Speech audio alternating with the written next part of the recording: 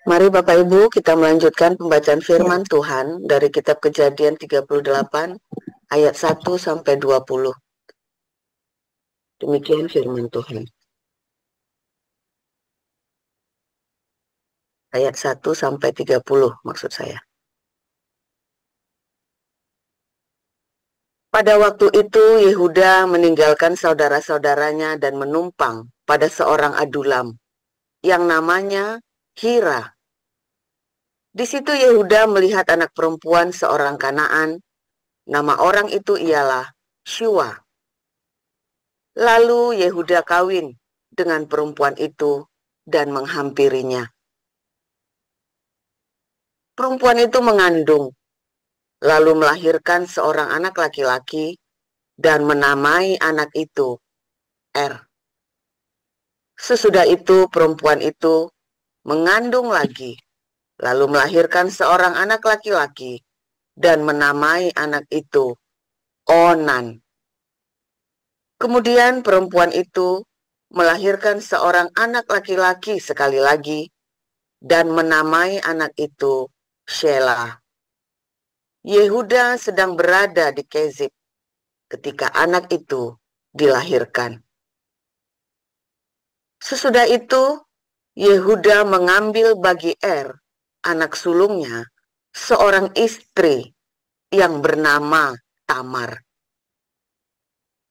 Tetapi Er, anak sulung Yehuda itu, adalah jahat di mata Tuhan. Maka Tuhan membunuh dia. Lalu berkatalah Yehuda kepada Onan,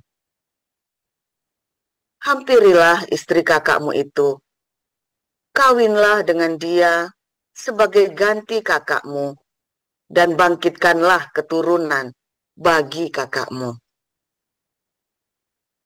Tetapi Onan tahu bahwa bukan ia yang empunya keturunannya nanti.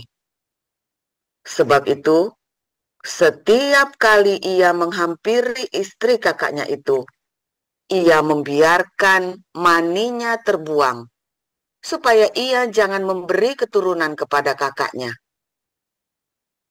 Tetapi yang dilakukannya itu adalah jahat di mata Tuhan. Maka Tuhan membunuh dia juga. Lalu berkatalah Yehuda kepada Tamar menantunya itu, tinggallah sebagai janda di rumah ayahmu, sampai anakku Shelah itu besar. Sebab pikirnya, jangan-jangan ia mati seperti kedua kakaknya itu. Maka pergilah Tamar dan tinggal di rumah ayahnya. Setelah beberapa lama, matilah anak Shua, istri Yehuda. Habis berkabung, pergilah Yehuda ke Timna kepada orang-orang yang menggunting bulu domba-dombanya bersama dengan Hira, sahabatnya, orang Adulam itu. Ketika dikabarkan kepada Tamar, bapak mertuamu sedang di jalan ke Timna untuk menggunting bulu domba-dombanya. Maka ditanggalkannya lah pakaian kejandaannya. Ia bertelekung dan berselubung, lalu pergi duduk di pintu masuk ke Enaim yang di jalan ke Timna, karena dilihatnya bahwa Shelah telah menjadi besar, dan dia tidak diberikan juga kepada Shelah itu untuk menjadi istrinya. Ketika Yehuda melihat dia, disangkanyalah dia seorang perempuan sundal, karena ia menutupi mukanya. Lalu berpalinglah Yehuda mendapatkan perempuan yang di pinggir jalan itu serta berkata, marilah, aku mau menghampiri engkau. Sebab ia tidak tahu bahwa perempuan itu menantunya. Tanya perempuan itu, apakah yang akan kau berikan kepadaku jika engkau menghampiri aku? Jawabnya, Aku akan mengirimkan kepadamu seekor anak kambing dari kambing dombaku, kata perempuan itu. Asal engkau memberikan tanggungannya, sampai engkau mengirimkannya kepadaku. Tanyanya, apakah tanggungan yang harus kuberikan kepadamu? Jawab perempuan itu, cap matraimu, serta kalungmu, dan tongkat yang ada di tanganmu itu. Lalu diberikannya lah semuanya itu kepadanya. Maka ia menghampirinya. Perempuan itu mengandung daripadanya. Bangunlah perempuan itu, lalu pergi, ditanggalkannya telekungnya, dan dikenakannya pula pakaian kejandaannya. Adapun Yehuda, ia mengirimkan anak kambing itu dengan perantaraan sahabatnya, orang Adulam itu, untuk mengambil kembali tanggungannya dari tangan perempuan itu. Tetapi perempuan itu tidak dijumpainya lagi. Ia bertanya-tanya di tempat tinggal perempuan itu. Di manakah perempuan jalang yang duduk tadinya di pinggir jalan di Enan itu? Jawab mereka, tidak ada di sini perempuan jalang. Kembalilah ia kepada Yehuda dan berkata, tidak ada kujumpai dia. Dan juga orang-orang di tempat itu berkata, tidak ada perempuan jalang di sini. Lalu berkatalah Yehuda, biarlah barang-barang itu dipegangnya, supaya kita jangan menjadi buah olok-olok orang. Sungguhlah, anak kambing itu telah kukirimkan, tetapi engkau tidak menjumpai perempuan itu. Sesudah kira-kira 3 bulan, dikabarkanlah kepada Yehuda, Tamar, menantumu, bersundal, bahkan telah mengandung dari persundalannya itu. Lalu kata Yehuda, bawalah perempuan itu, supaya dibakar. Waktu dibawa, perempuan itu menyuruh orang kepada mertuanya mengatakan, dari laki-laki yang empunya barang-barang inilah aku mengandung. Juga dikatakannya, periksalah siapa yang empunya cap matrai, serta kalung dan tongkat ini. Yehuda memeriksa barang-barang itu lalu berkata, bukan aku, tetapi perempuan itulah yang benar. Karena memang aku tidak memberikan dia kepada Sheila anakku. Dan ia tidak bersetubuh lagi dengan perempuan itu. Pada waktu perempuan itu hendak bersalin, nyatalah ada anak kembar dalam kandungannya. Dan ketika ia bersalin, seorang dari anak itu mengeluarkan tangannya, lalu dipegang oleh bidan, diikatnya dengan benang kirmizi, serta berkata, inilah yang lebih dahulu keluar. Ketika anak itu menarik tangannya kembali, keluarlah saudaranya laki-laki. Dan bidan itu berkata, alangkah kuatnya engkau menembus keluar. Maka anak itu dinamai Peres. Sesudah itu keluarlah saudaranya laki-laki yang tangannya telah berikat benang kirmizi itu. Lalu kepadanya diberi nama Zerah. Demikian. Ya, silakan Ibu Rika untuk melanjutkan. Matius 3 ayat yang pertama, demikian firman Tuhan. Pada waktu itu, tampillah Yohanes Pembaptis di padang gurun Yudea dan memberitakan, bertobatlah sebab kerajaan surga sudah dekat. Sesungguhnya dialah yang dimaksud Nabi Yesaya ketika ia berkata, ada suara di padang gurun, persiapkanlah jalan untuk Tuhan, luruskanlah jalan baginya. Yohanes memakai jubah bulu onta dan diikat pinggang dan bulu onta dan ikat pinggang kulit, dan makanannya belalang dan madu hutan. Maka datanglah kepadanya penduduk dari Yerusalem, dari Yudea, dan dari seluruh daerah sekitar Yordan. Lalu sambil mengaku dosanya, mereka dibaptis oleh Yohanes di sungai Yordan. Tetapi waktu ia melihat banyak orang Farisi dan orang Saduki datang untuk dibaptis, berkatalah ia kepada mereka, "Hai kamu keturunan ular beludak, siapakah yang mengatakan kepada kamu bahwa kamu dapat melarikan diri dari murka yang akan datang? Jadi hasilkanlah buah yang sesuai dengan pertobatan, dan janganlah mengira bahwa kamu dapat berkata dalam hatimu, Abraham adalah bapak kami, karena aku berkata kepadamu, Allah dapat menjadikan anak-anak Abraham dari batu-batu ini. Kapak sudah tersedia, akar pohon dan setiap pohon yang tidak menghasilkan buah yang baik pasti ditebang dan dibuang ke dalam api. Aku membaptis kamu dengan air, tanda pertobatan, tetapi ia yang datang kemudian daripadaku lebih berkuasa daripadaku, dan aku tidak layak melepaskan kasutnya. Ia akan membaptis kamu dengan Roh Kudus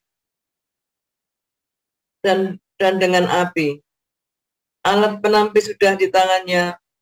Ia akan membersihkan tempat pengirikan dan mengumpulkan gandum-gandumnya ke dalam lumbung, tetapi debu jerami itu akan dibakarnya dalam api yang tidak terpadamkan.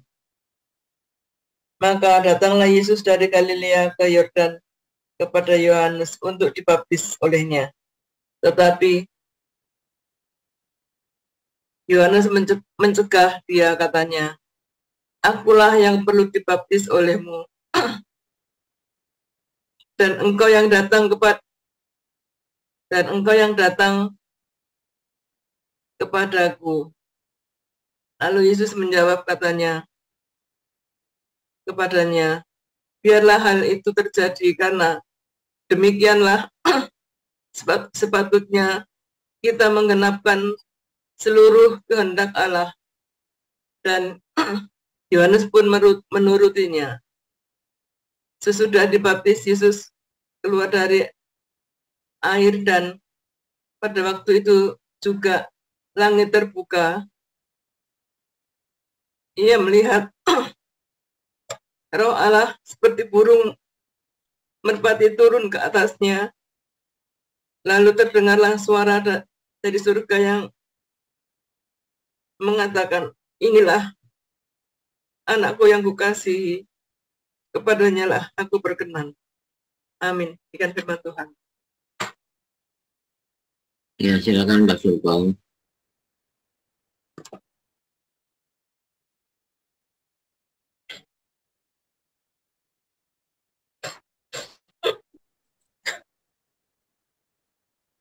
Haleluya, firman Tuhan selalu baru setiap hari bagi kita semua yang menanti-nantikan Tuhan di dalam ketekunan, kesetiaan, dan di dalam kesungguhan hati dengan penuh cinta, saudara ya.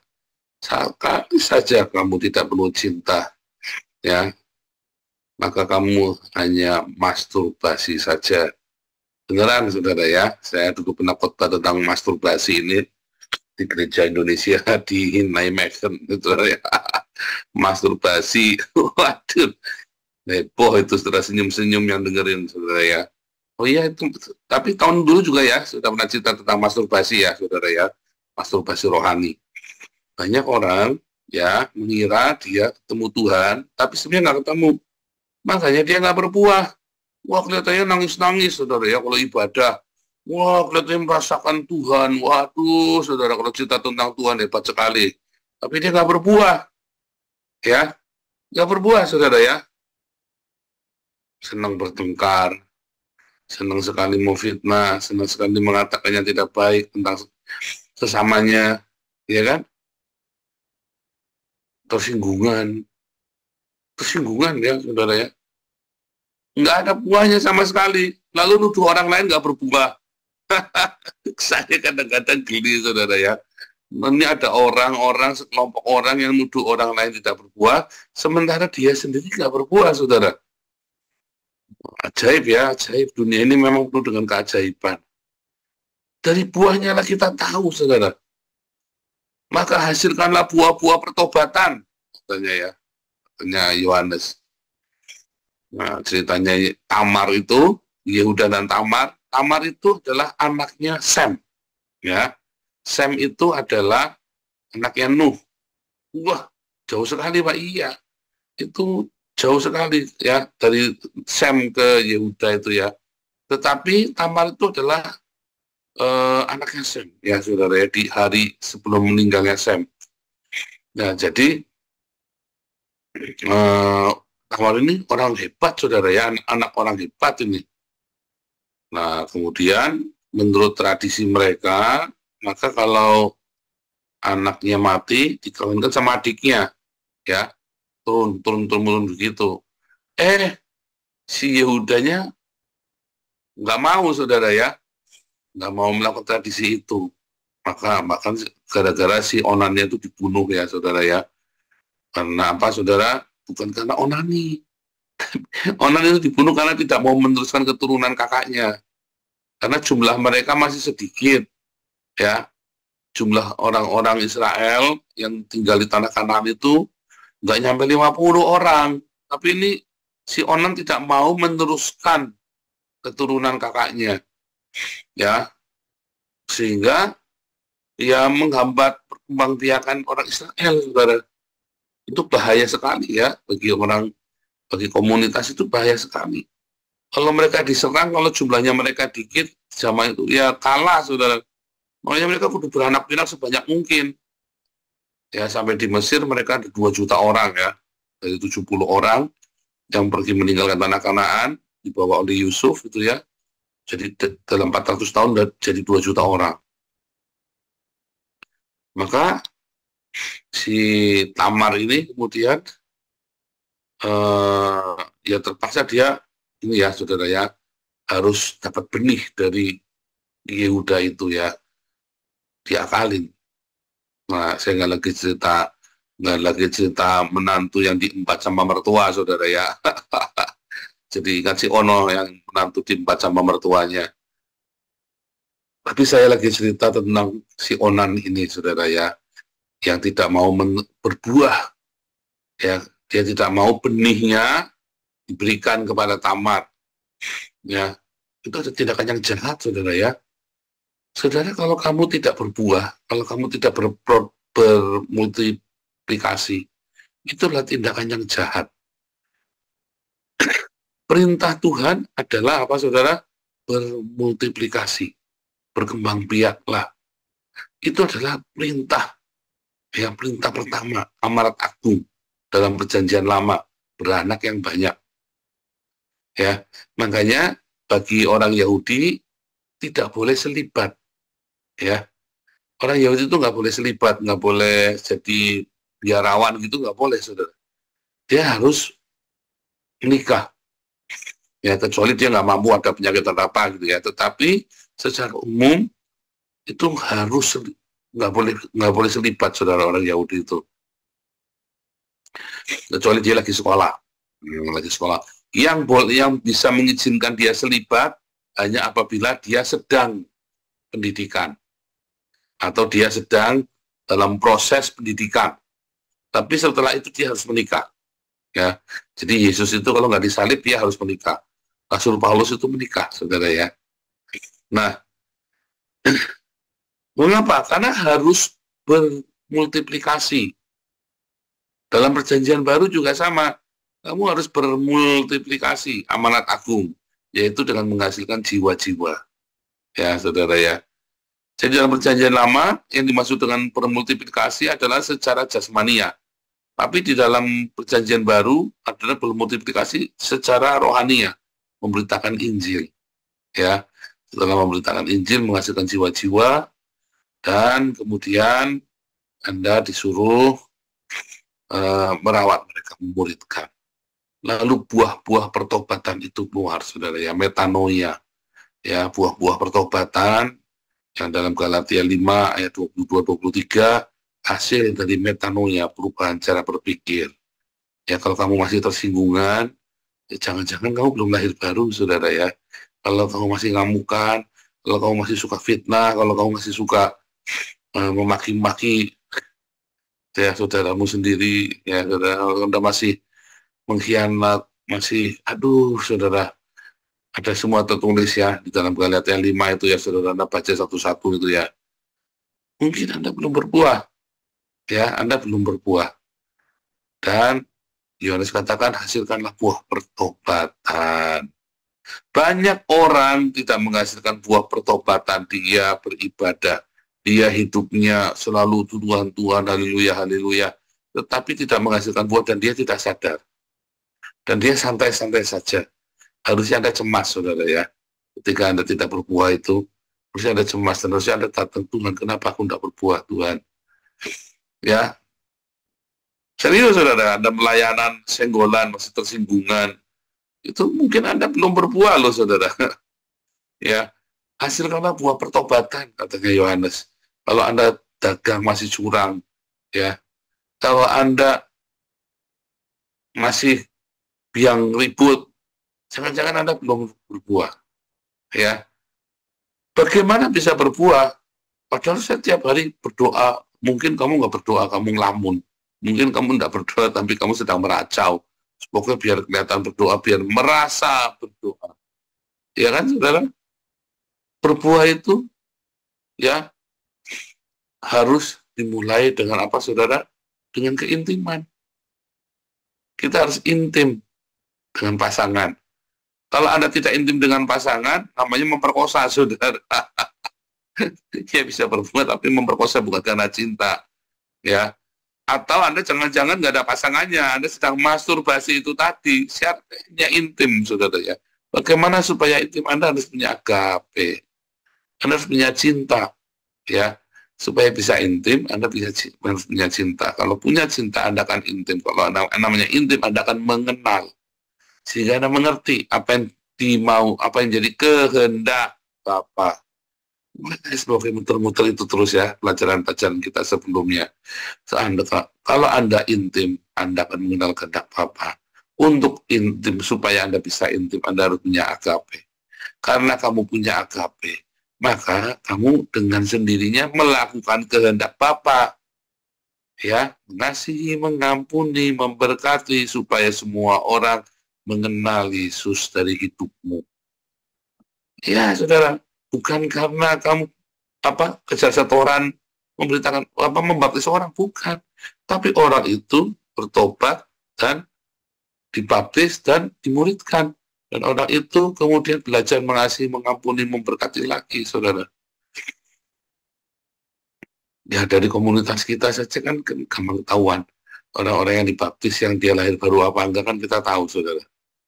Ya, banyak orang yang dibaptis cuma karena ikut-ikut, pura-pura, ikut-ikut, pura-pura ada. Itu jual beli baptisan, dia produk jual beli baptisan. Ada, saudara ya. Dibaptis soalnya dikasih uang kan. Ada. Ya. Makanya saya melarang, kalau ada yang dibaptis dikasih uang itu saya melarang. Nah, yang baptis pun nggak boleh ngasih uang, yang dibaptis pun tidak boleh ngasih uang. Itu saya melarang, saudara. Kenapa baptis itu adalah gratis? Jangan sampai kamu membayar atau dibayar. Ya, saudara ya. Hati-hati itu, saudara ya. Itu nanti jadi jual beli baptisan. Wah, kita mah sudah pengalaman di dalam itu tadi ya, dalam sindikat baptisan. Saya bilang sindikat pembaptisan. Hati-hati, saudara ya. Anda pikir Anda membaptis banyak dan berbuah, oh itu bukan buah, itu hasil masturbasi, saudara. Hasil masturbasi rohani. Wah, itu pernah ya, terima kasih pernah itu ya, alami sindikat baptisan itu ya, ternyata sudah dibaptis 20 kali, ya jual sana jual sini. Hati-hati saudara ya, jangan bangga kalau Anda membaptis, tetapi banggalah ketika kita sudah mulai memuridkan dan yang dimuridkan itu ada hasilnya. Ya, saya pun sedih saudara ketika kita banyak membaptis lalu memuridkan, oh, ternyata orang ini karakternya nggak baik. Atau Anda sudah datang di doa pagi tiap hari, tapi masih saja ayamnya ada bulunya itu, diaken itu. Saya sedih saudara ya. Waduh, kenapa ya kamu nggak bisa berpikir? Mengapa diaken tanpa dikontrol nggak bisa jalan? Seharusnya kalau dia ikut umum pagi tiap hari, tanpa harus dikontrol, dia sudah bisa kasih yang terbaik buat Tuhan. Karena itu adalah persembahan korban bakaranmu, saudara. Ketika Anda sedang berdiakonia itu, memang Anda dapat uang dari situ. Tetapi ketika kamu memberikan yang terbaik untuk orang-orang yang makan ini, kamu itu sedang berkorban buat Tuhan, saudara. Tapi ketika kamu memberikan korban dengan serampangan, bukan berkat yang kamu terima, kutuk yang kamu terima. Mengapa kamu bisa serampangan? Karena kamu belum lahir baru. Hatimu belum, hidupmu belum metanoia. Ya, waduh saudara, kan kita ayamnya nggak dari Canopokan lagi saudara, gara-gara itu tadi kan tuduhan 1.000 kilo. Enggak saudara ya. Nah, karena kita memang memberikan dapur umum ini sedikit formatnya sedikit berbeda ya, jadi terubah. Sehingga kadang-kadang kalau nggak dikontrol ayamnya bisa ada bulunya. Wah itu saudara, hati-hati saudara ya. Anda sedang melakukan penghinaan kepada Tuhan, saudara, ketika Anda menyajikan makanan itu kepada masyarakat masih ada bulunya, itu Anda menghina Tuhan, saudara. Ya, hati-hati ya saudara, ketika Anda masak dengan serampangan basi, terus Anda paksa sajikan ke masyarakat, Anda sedang menghina Tuhan kita, loh. Ya, bukan mempermalukan nama Tuhan, Anda sedang menghina, bukan mempermalukan, Anda sedang menghina Tuhan kita. Ya, hati-hati saudara ya. Jadi lakukanlah dengan sungguh-sungguh saudara ketika berdiakonia. Sama ya di dalam yayasan, pengurus yayasan. Ketika Anda dikasih uang donasi dari masyarakat dan Anda tidak bisa mempertanggungjawabkannya, Anda sedang menghina Tuhan kita, loh. Ya saudara ya, hati-hati ya saudara, itu sebabnya saya ngopiak-ngopiak terus ya. Itu sebabnya saya ngopiak-ngopiak. Sama saudara, ketika Anda diberi kerjaan, ya, ada karyawan, ada PMS, atau ada seorang bisnismen, lalu Anda tidak mengerjakannya dengan sungguh-sungguh, Anda sedang menghina Tuhan kita. Karena pekerjaan itu adalah ibadahmu, loh. Orang melihat Yesus dalam hidupmu melalui kamu bekerja. Ya, lu kamu selama ini ngapain ya? Ya itu masturbasi. Kamu jangan-jangan tiap hari ketemu pagi, kamu masturbasi lagi, sambil pagi sambil masturbasi lagi. Aduh, repot sekali. Aduh, pagi baca doa malah masturbasi. Jangan-jangan kamu nggak ikut pagi, tapi kamu malah masturbasi sehingga kamu nggak berbuah. Harusnya kan diajari tips-tips trik-triknya di imbun pagi. Di pagi-pagi sih pagi-pagian malah. Aduh, bukannya doa malah masturbasi. Kocak. Nah iya, makanya hidup kamu tidak berbuah.